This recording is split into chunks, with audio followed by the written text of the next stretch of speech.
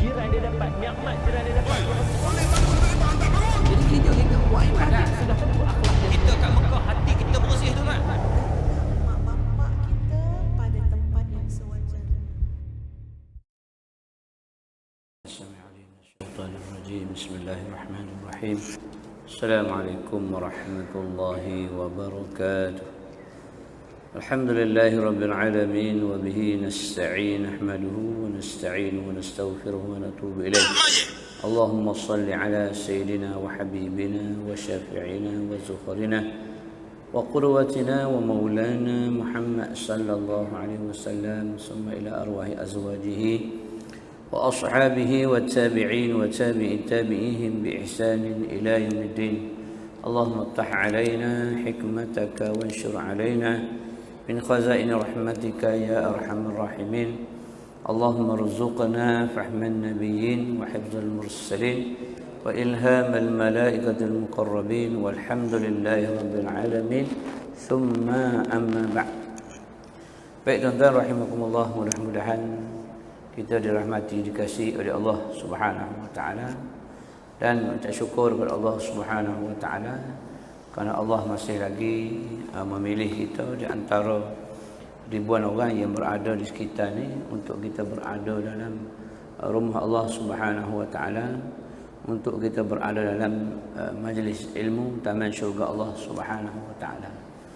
Jadi ucap syukur kepada Allah Subhanahu wa taala kerana kalau dengan tidak pilihan Allah, tidak melalui taufik hidayah Allah Subhanahu wa taala, kita tidak akan berada di rumah Allah untuk sama-sama dalam kita mencari jalan ke syurga Allah Subhanahu wa taala, sebagaimana yang disebut oleh Nabi sallallahu alaihi wasallam, man salaka tariqan yaltamisu fihi ilman sahhalallahu lahu tariqan ilal jannah. Barang siapa yang berada di atas satu jalan yang mana menuntut akan ilmu Allah Subhanahu wa taala, Allah akan permudahkan baginya jalan ke syurga Allah Subhanahu wa taala. Maka di antara jalan yang telah digariskan oleh Allah Subhanahu wa taala untuk memudahkan perjalanan ke syurga ialah menuntut ilmu Allah Subhanahu wa taala. Itu salah satu jalan untuk memudahkan perjalanan ke syurga Allah Subhanahu wa taala.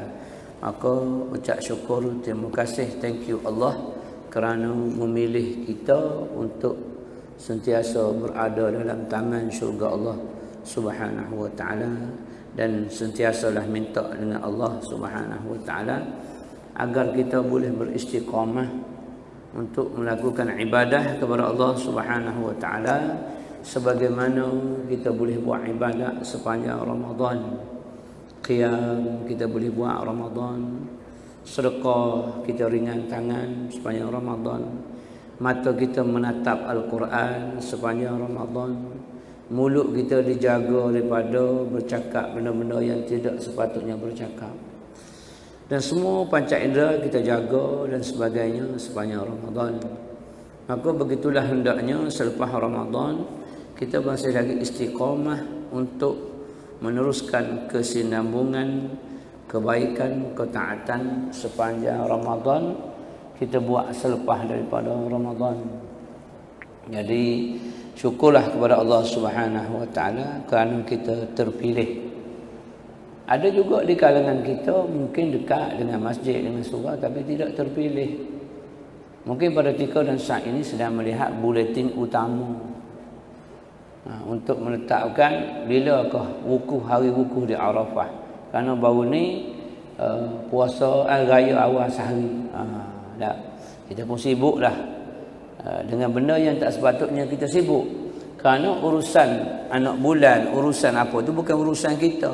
Itu urusan ahli falak, urusan negara, urusan pemerintah. Tapi kita buat kalut. Tapi kena ingat bahawasanya di antara tanda a'radallahu 'alal insan, tanda Allah berpaling daripada seorang hambanya, itu an yushghilahu bima la ya'nihi. Di antara tanda Allah berpaling daripada seorang hambanya ialah Allah menyibukkan kita dengan perkara yang tidak sepatutnya kita sibuk. Allah sibukkan kita dengan perkara yang tidak sepatutnya kita sibuk. Tak sepatutnya kita nak ambil cakna dalam hal berkenaan, tetapi kita menyibukkan diri sehingga kita terlepas yang lain. Sibuk melayan tetamu Syawal kerana rumah terbuka, pejabat terbuka, kita terlepas 6 hari di bulan Syawal. Sibuk lah. Kan kita sibuk dengan urusan dunia. Boleh sibuk nak meraihkan tetamu, tetapi ibadat yang lain perlu kita teruskan. Jangan, Ustaz, di antara puasa 6 hari di bulan Syawal dengan melayan tetamu, mana yang lebih baik? Mula bijaknya soalan.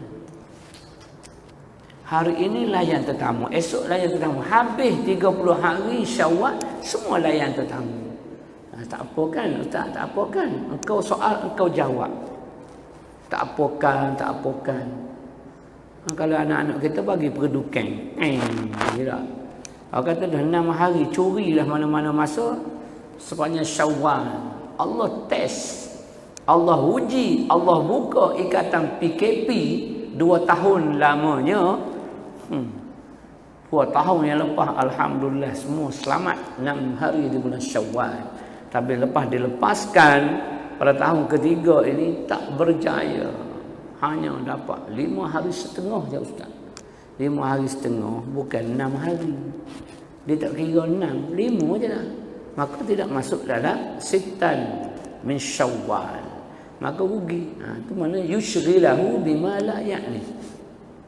Jangan sampai Allah sibukkan kita dengan urusan lain.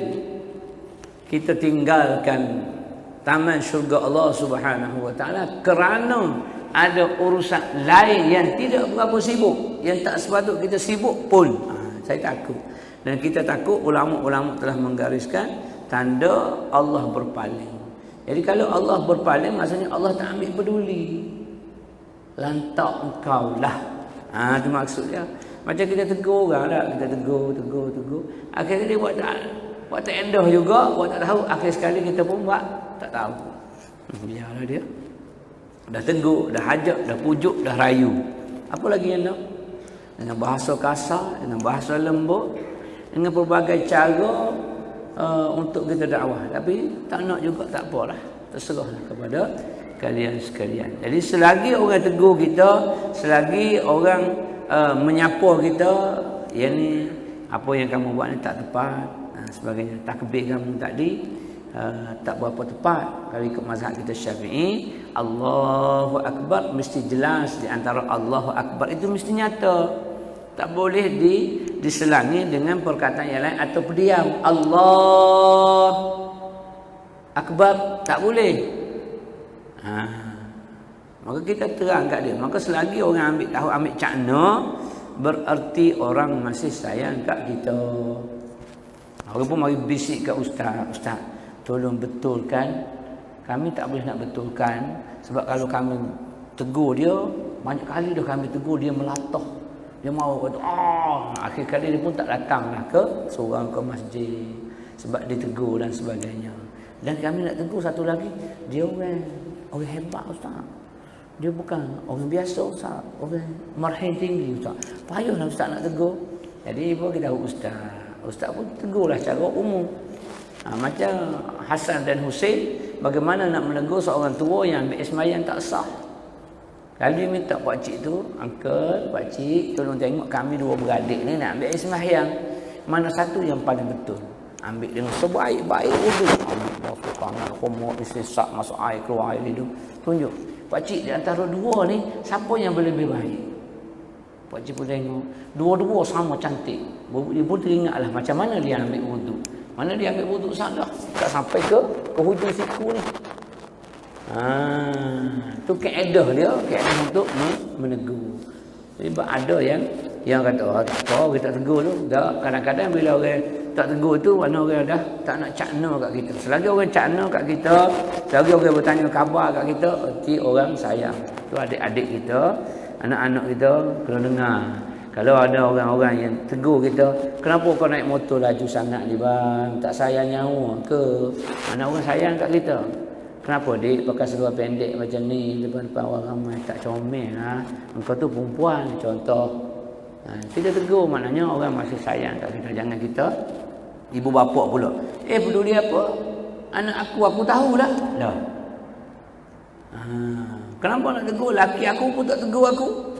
Kubur masing-masing. Allah pun ajak panggil aku pergi buat umrah. Walaupun aku tak tutup aurat. Mak, sombongnya dia. Kalau macam tu Allah halau lah Abu Jahal daripada Mekah. Allah biarkan hidup di Mekah. Adakah Allah sayang kat dia? Janganlah kata Allah panggil kita pergi buat umrah berkali-kali dah pergi kerana ada duit. Walaupun dia tak tutup aurat, dia kata Allah sayang kat dia.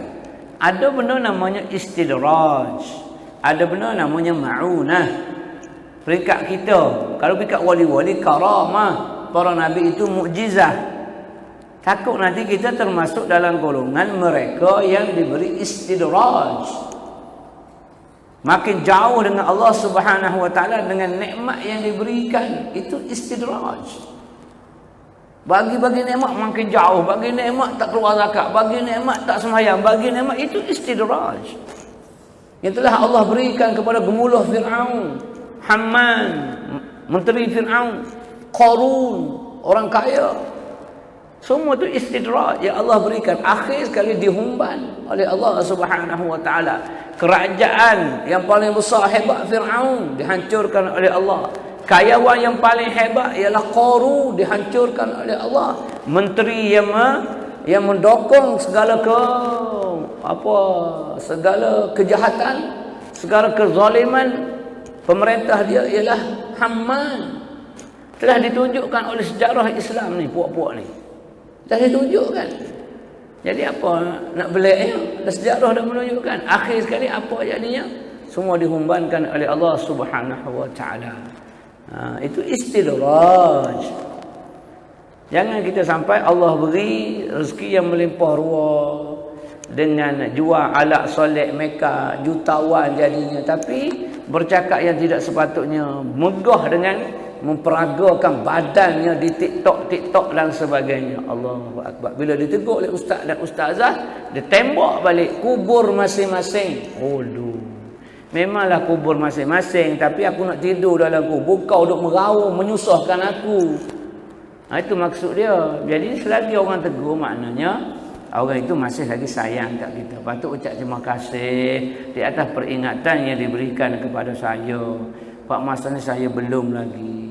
Saya insya-Allah mudah-mudahan saya akan jadi macam ustaz dan ustazah juga, menjaga aurat dan sebagainya. Patut macam tu dah, dengan sombong dan angkuhnya. Kita takut nanti tambah istidrak dia. Kena faham yang tu kena faham. Jadi siapa yang boleh nasihat tu nasihatlah. Kerana al-Islam dinun nasihah, Islam itu agama nasihat menasihati di antara satu sama lain. Tegur menegur dengan cara yang sebaik-baiknya.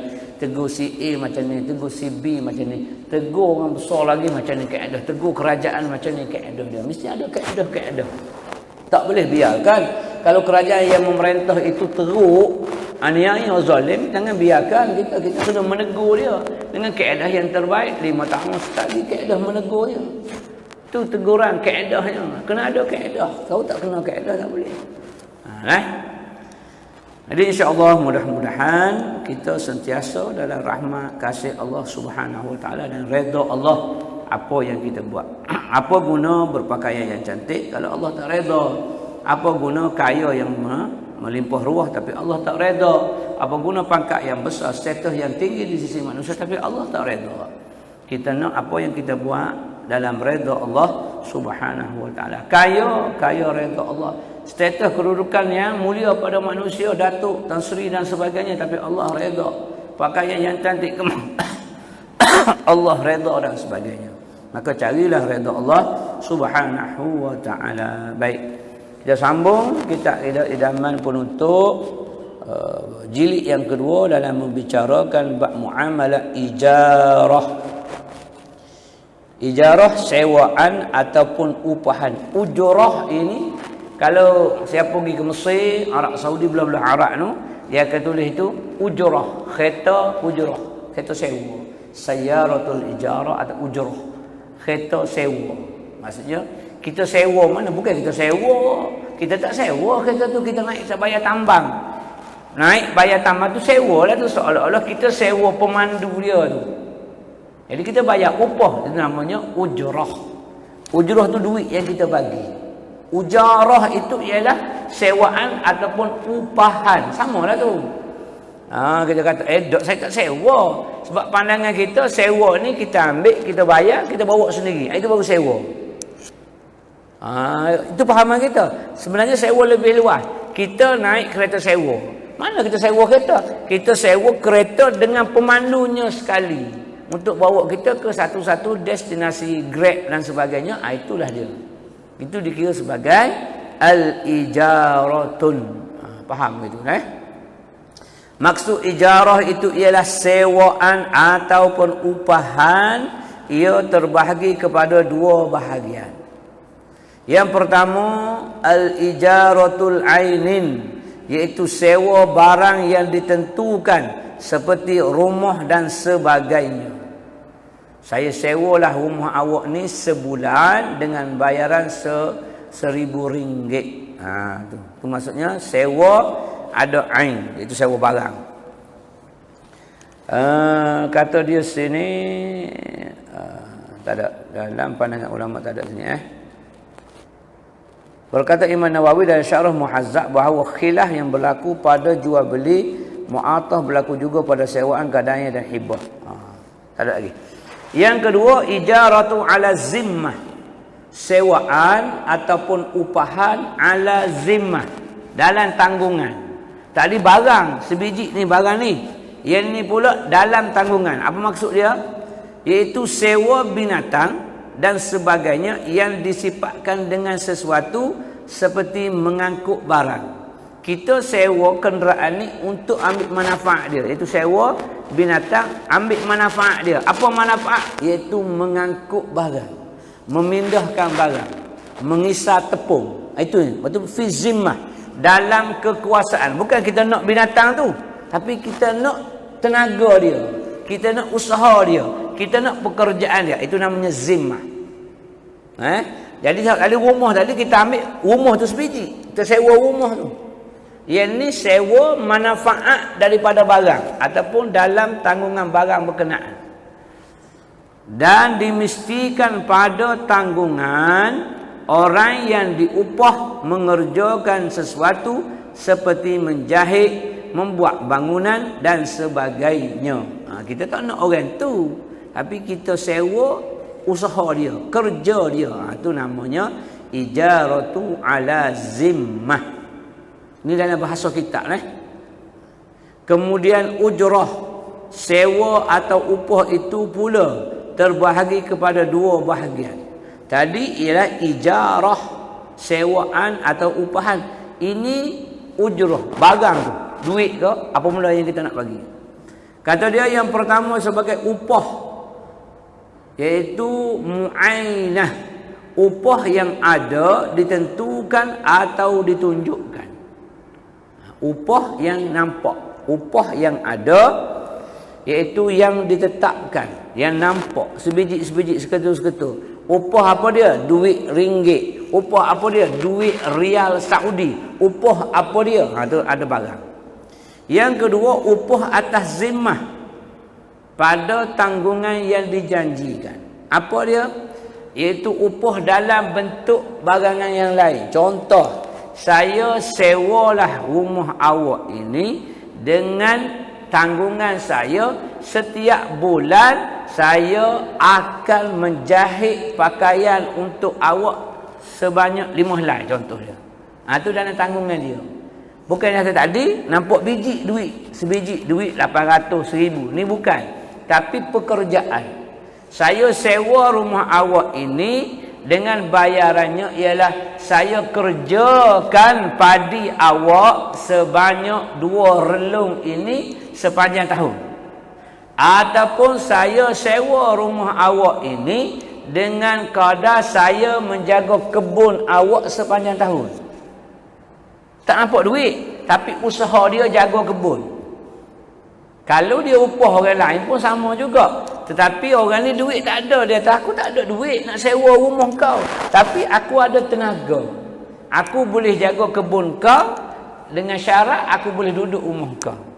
Jadi menjaga kebun itu sebagai upah kepada tuan rumah. Itu maksudnya upah dalam bentuk zimmah. Dalam bentuk tanggungan. Maksudnya boleh juga. Duit tak ada. Tapi kita ada tenaga. Macam orang berniaga lah tak. Dia ada duit, tak apa lah dia bagi duit. Nah duit 1,000, engkau niaga lah kita akan bagi. Dengan persennya berapa-berapa ikut perjanjian. 40, 60 kita rasa. Hak tu kata, aku nak masuk share tapi aku tak ada duit. Tapi aku ada kemahiran. Kemahiran aku ialah dapat menjahit jahitan sempurna baju Melayu. Setiap hari aku boleh siap 5 pasang. So dia pun nilai lah. Nilai 5 pasang sehari dengan nilai 1 pasang 100. So RM500 sehari tolak modal. Maka kamu kerjanya ialah lebih kurangnya RM60 sehari. Maka RM60 sehari itu dijadikan sebagai sewaan untuk duduk rumah tu. Tu kan ada kan. Jadi dua-dua tu boleh. Kalau orang nak sewa rumah kita, mu ada duit tak ada. Tapi mu apa yang boleh buat? Nak bantu aku. Saya boleh, tuan ada kedai? Ada. Kedai apa tuan? Kedai makan. Saya boleh kerja dengan tuan dengan bantu bancuh air untuk pelanggan. Tidak payah duit. Jadi sepatutnya dia upah kawan ni ialah RM50 sehari. Tapi tak. Dia ambil zimmah. Tanggungan di atas orang tu iaitu bacuh teh. Itu maksudnya. Yang tidak ain. Upah atas zimmah. Pada tanggungan yang dijanjikan. Itu beza lah. Mungkin selama ni kita ambil upah ya. Bayar ya. Tak bayar. Ini tak bayar tapi menggunakan kemahiran yang ada. Jahit. Buat bangunan. Tak kisah mana-mana. Yang demikian ringkasnya pada rumah dan benda yang tetap. Dipanggil ijaratu ainin. Maknanya sewa manfa'ain. Dan pada kerja dipanggil ijaratu zimmah. Maknanya upah menyempurnakan suatu kerja seperti kontrak. Faham tu? Pada ijaratu ain. Pada ijaratu ain yang bab yang pertama tadi. Iaitu sewa barang yang ditentukan seperti rumah dan seumpama dengannya. Pada ijaratu ain sewa boleh bayar dahulu. Dan boleh ditangguhkan.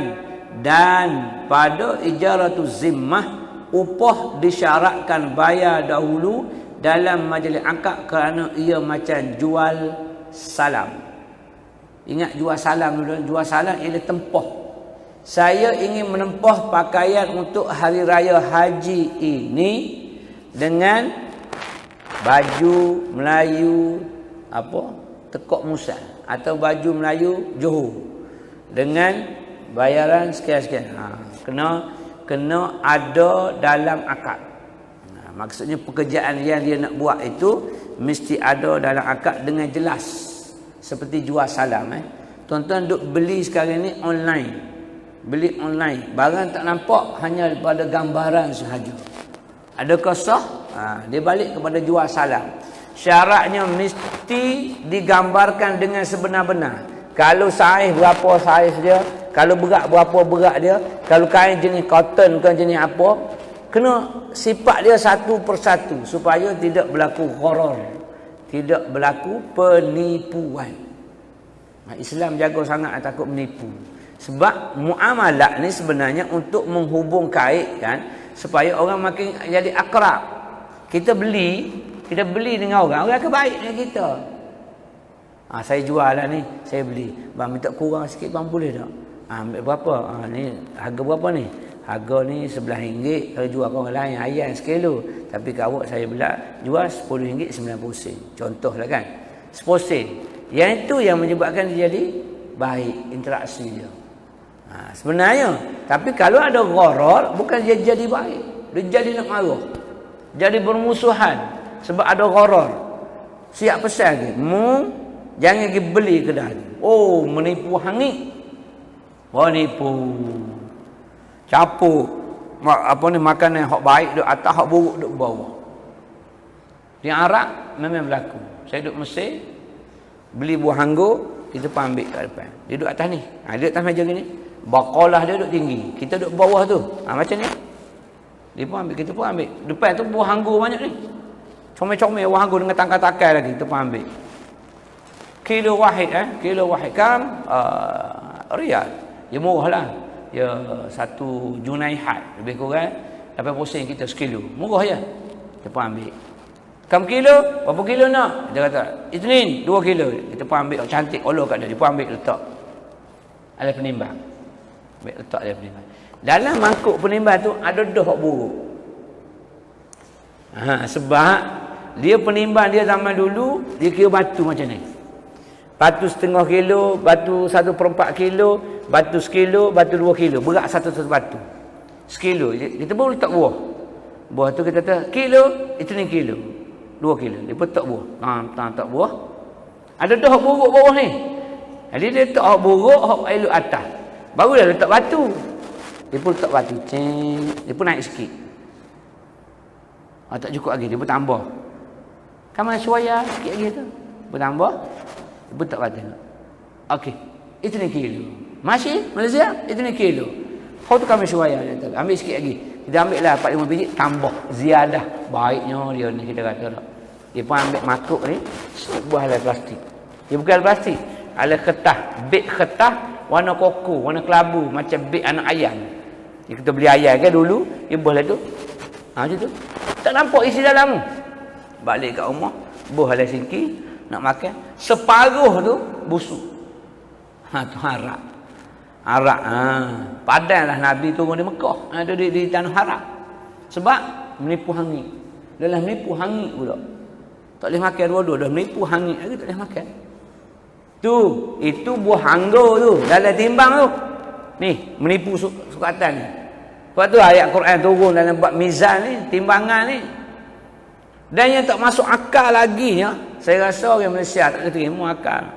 Buah timun. Timun Cina, tembikai, semongko. Dia injek air. Saya rasa tak ada orang Malaysia buat macam tu. Tembikai besar tu, dia injek air.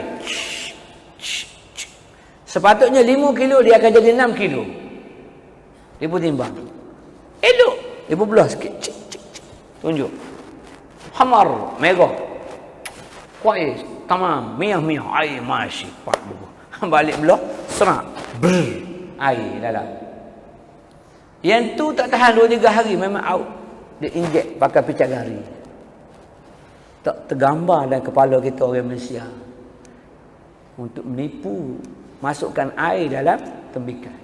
Dan satu lagi, dalam gas balang. Balang gas kita yang 12 kilo, 14 kilo tu, dia masukkan air 3/4. Yang balance atas 1/4 sahaja gas. Kita angkat berat. Kocok-kocok ada. Guna tak ada 2 hari. Habis. Tapi pusing-pusing. Bunyi. Kelung-kelung-kelung. Ada. Rupanya yang kelung-kelung bunyi tu air. Gas tu terapung duduk atas. Jadi kita masuk atas. Dia suruh habis. Yang bawah yang berat itu ialah air. 3/4 yang isi air.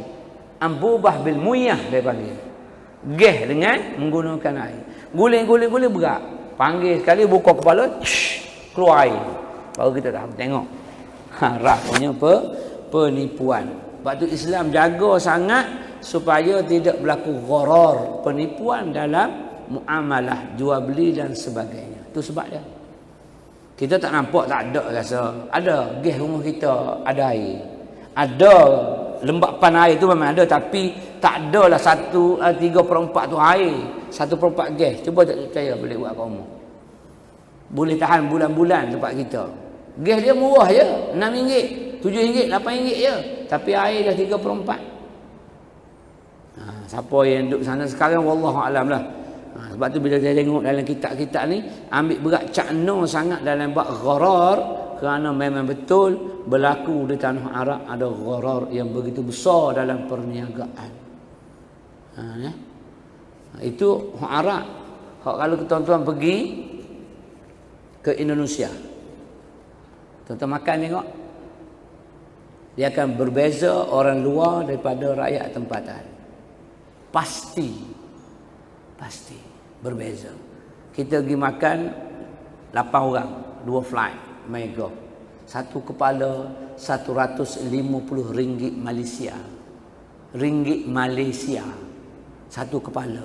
Makan nasi padang, lauk sikit-sikit. Nak murah kena bagi orang dia beli.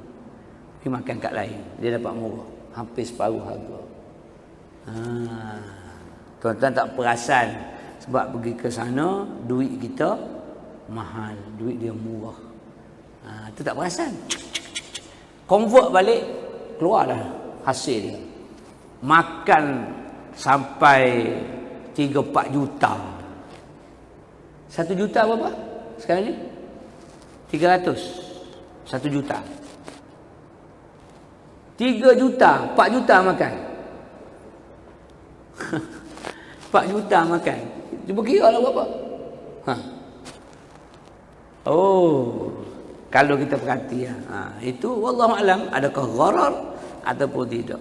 Kena perhati baik-baik sebab dia melibatkan darah daging Kita jangan nampak oh betul yang dia jual tu tapi ada gharar. Ada gharar dia akan jadi haram. Bila jadi haram kullu lahmin nabatat min haram fannaru aula bihi. Simpan kata-kata Nabi tu, sabda Nabi tu simpan. Kullu lahmin nabatat min haram fannaru aula bihi. Kata Nabi SAW, mana-mana daging yang tumbuh daripada sumber yang haram, maka api nerakalah yang layak untuk membaham daging berkenaan. Fannaru aula bihi. Pegang yang tu, letak sebagai kata-kata dalam kepala kita, kat dinding kat mana. Aku makan yang haram, maka api akan bakar daging aku ni. Ingat yang tu. Barulah kita susah nak ambil rasuah, nak seleweng kuasa, nak apa, nak buat benda aniaya, khianat kat orang. Kalau kita pemimpin dalam rumah tangga, pemimpin dalam masyarakat, pemimpin negeri, pemimpin negara dan sebagainya, pegang yang tu.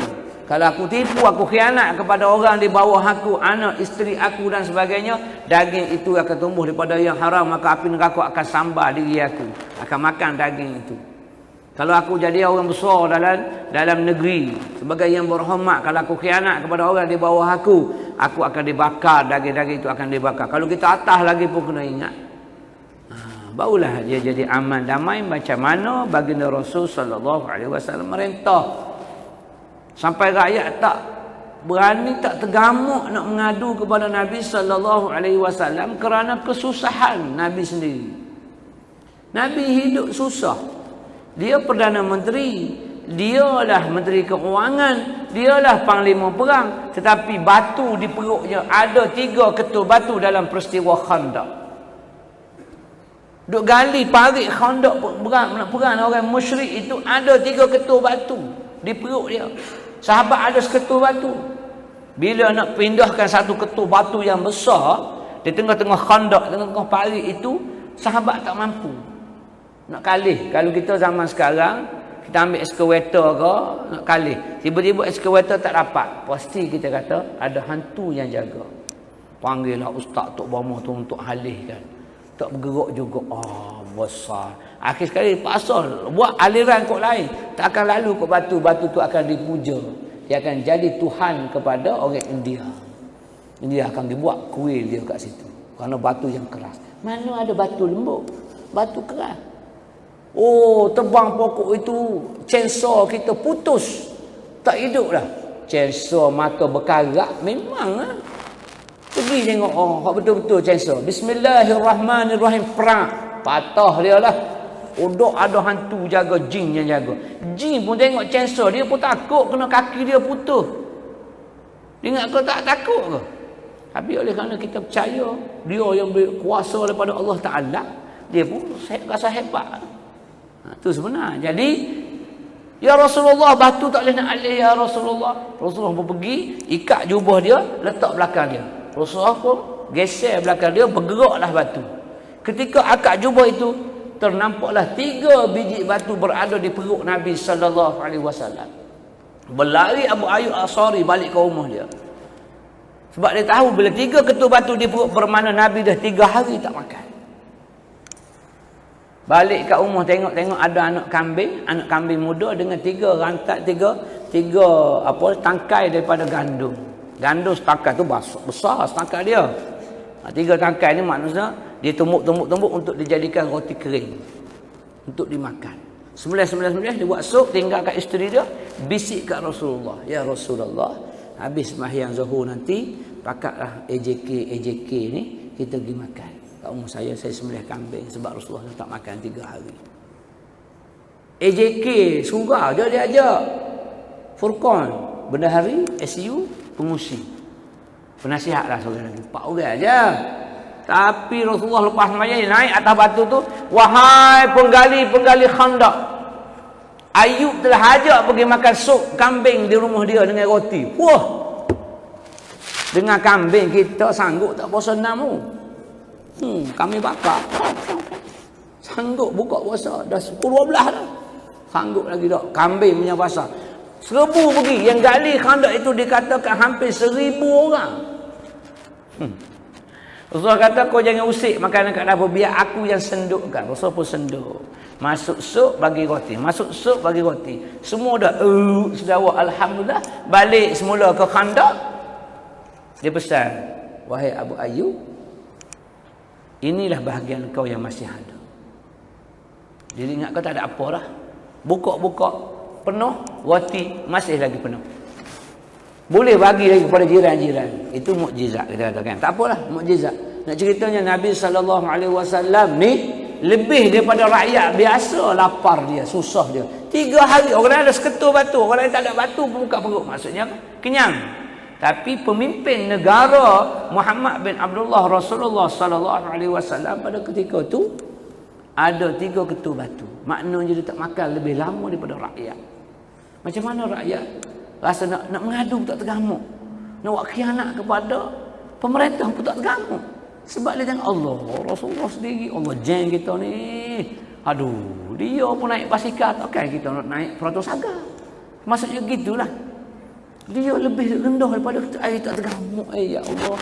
Tapi kalau dia Porsche, Ferrari ada 15 biji, dia atur anak beranak dia, kalau kita bawah ni menate sungguh.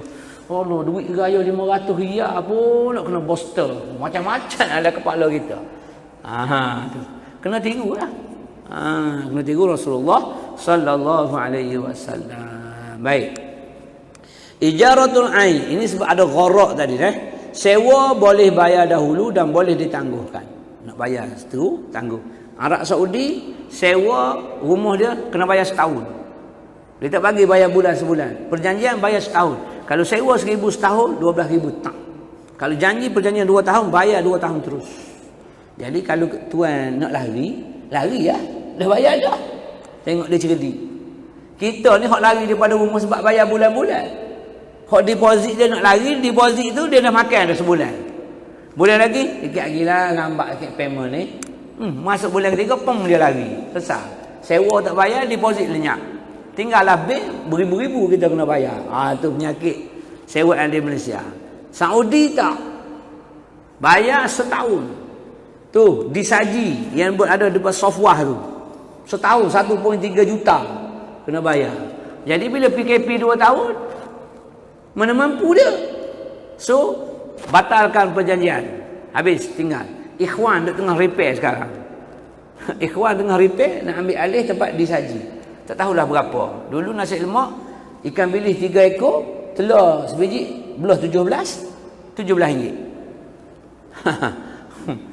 Tu 2 tahun, 3 tahun lepas. Akan datang, wallahualam. Jadi sewa boleh bayar dahulu atau boleh ditangguhkan bayaran dia. Ikut perjanjian. Dan pada ijarah zimmah, upah disyaratkan bayar dahulu dalam majlis akad kerana ia macam jual salam. Upah dibayar dalam majlis akad berapa-berapa. Apabila sudah berakad, jadilah sewa itu milik bagi penyewa. Apabila sudah berakad, jadilah sewa itu milik bagi penyewa sebagai milik yang terapung, iaitu mura'i. Mura'a yang terjaga, yang disebut ini terapung. Kemudian manakala sampai tempohnya dengan selamat, barulah jadi milik yang tetap. Itu maksudnya tak boleh terima lagi. Syarat tu bila dah, kalau dah matang lah, dah matang baru dapat. InsyaAllah azan tu.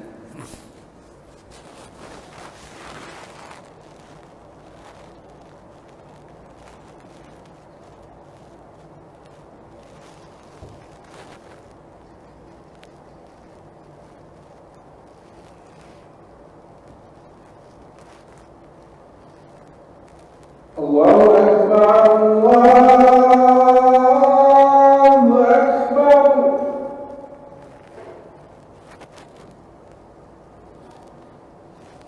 Allahu Akbar, Allahu Akbar.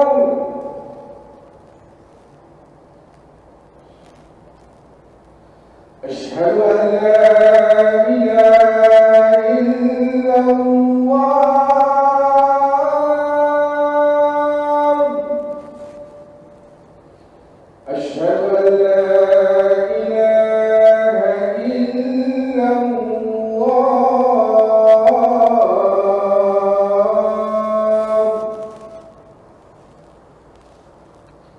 أشهد أن محمدا رسول الله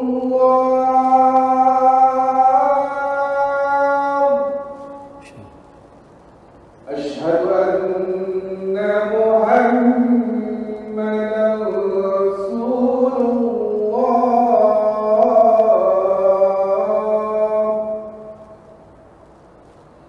حي على الصلاة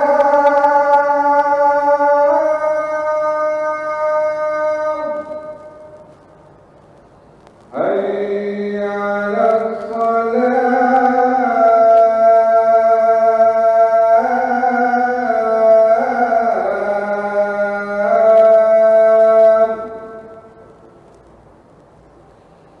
حي على الفلاح حي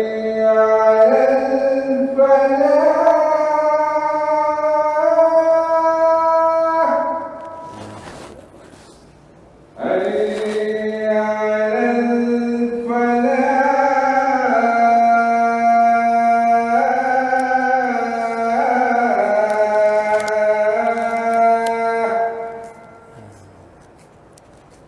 Allahu Akbar, Allahu Akbar. Allahu Akbar. La ilaha illallah.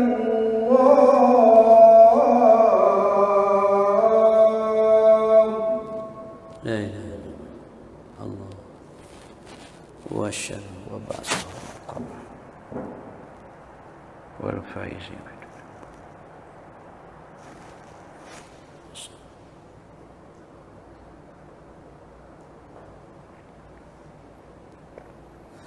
Apabila sudah berakad, jadilah sewa itu milik bagi penyewa.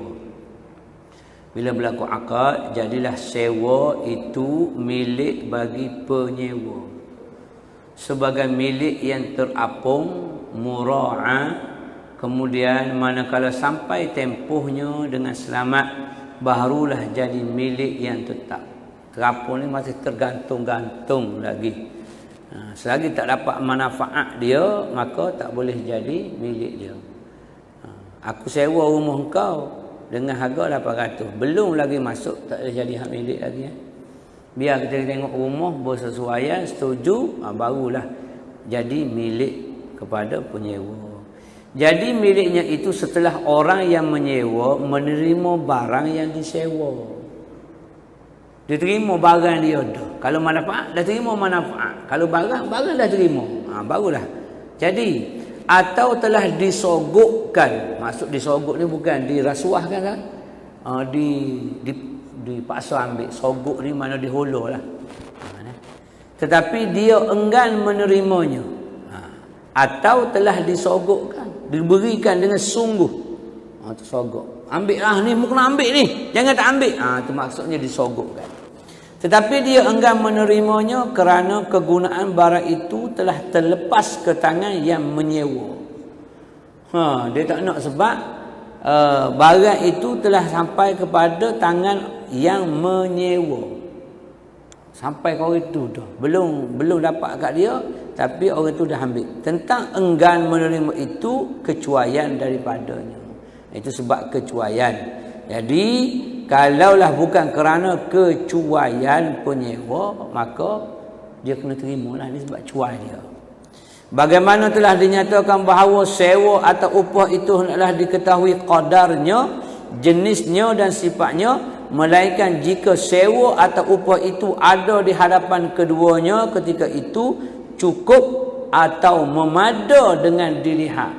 Jadi bagi nak sewa dia pun tengok. Kalau sewa motor ni pun tengok, kereta ni cukup, ada. Tengok, aku sewa lah, aku bagi sewa kat engkau, boleh? Berapa? 100 sehari. Tak tengok pun barang yang disewa. Tiba-tiba pergi tengok tayar tak ada, tayar pancik dan sebagainya. Itu akan berlaku gharar lah tu. Boleh jadi telah nyata bahawa sewa dan upah hendaklah diketahui kadarnya. Berapa sewanya, jenis apa dan sifatnya. Sifatnya elok ataupun tidak. Maka tiada sah sewa rumah, tolak belanja, membaikkan apa yang rosak atau sewa binatang dengan belanja makannya kerana tiada diketahuikan berapa qadarnya. Hati-hati deh. Tiada sah sewa rumah, tolak belanja membaikkan apa yang rosak. Sebab ada gharar di situ. Dia kata, aku nak sewa rumahmu ni. Tapi hak rosak baru tolak harga tu. Kalau lah rosak tu 800, maka sewa bulan ni tak payah. Di situ akan berlaku gharar. Berlaku unsur penipuan mungkin.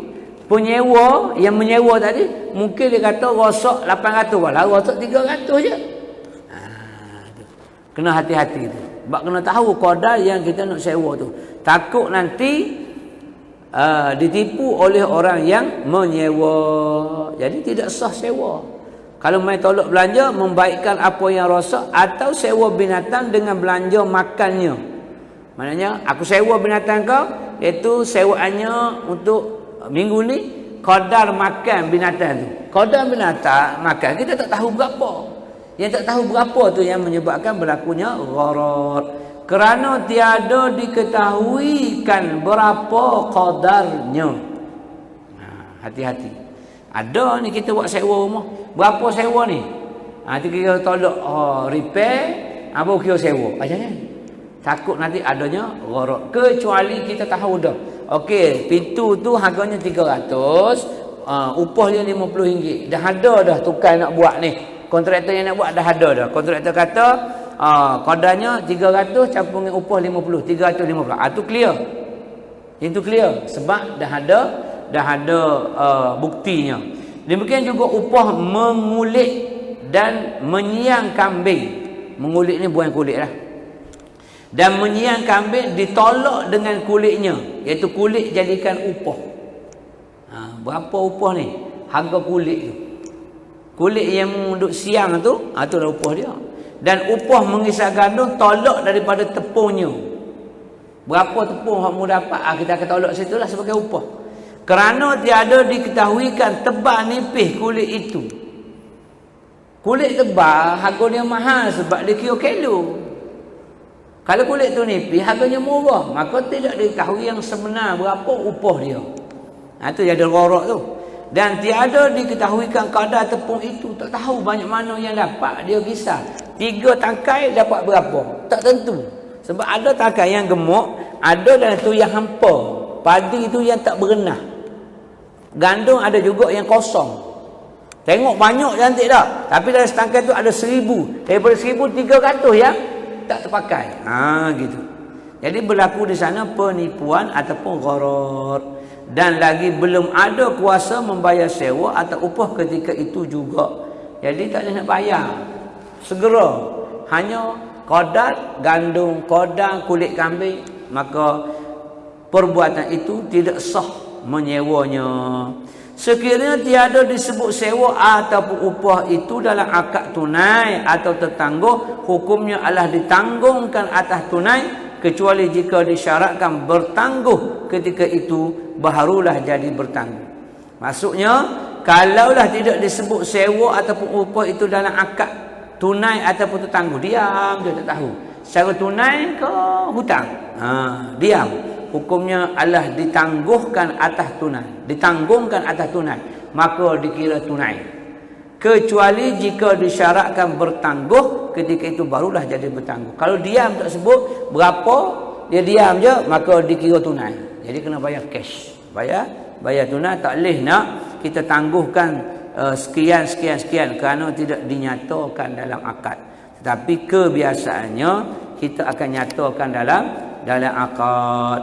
Tiada batas sewaan atau upahan sama ada ijaratul ain atau ijaratul zimmah dengan sebab mati salah seorang daripada kedua yang berakad itu. Wallahu a'lam. Tiada batas sewaan atau upahan. Kita buat di situ. Adakah batas sewa sebab mati ataupun upahan sebab mati salah seorang daripada dua yang berakad. Ini dalam bab al-ijarah. Ini kita kena ambil faham sebab ini berlaku dalam kehidupan kita sehari-hari dalam bab sewa menyewa, dalam bab upah mengupah di antara satu sama lain. Takut nanti apa yang kita buat itu tidak sah pada syariat. Benda tu berlaku lama dah. Macam kaedah pawah, memawah lembu. Engkau bela lembu aku ini sehingga beranak. Bila beranak yang pertama milik aku, beranak yang kedua milik engkau. Contohlah kan. Kita tak tahu yang beranak yang pertama jantan ke betina pun tak tahu. Harga dia berbeza jantan dengan betina. Boleh jadi anak tu dah 2 kali beranak dah, baru dia bagi tahu ketuan asal.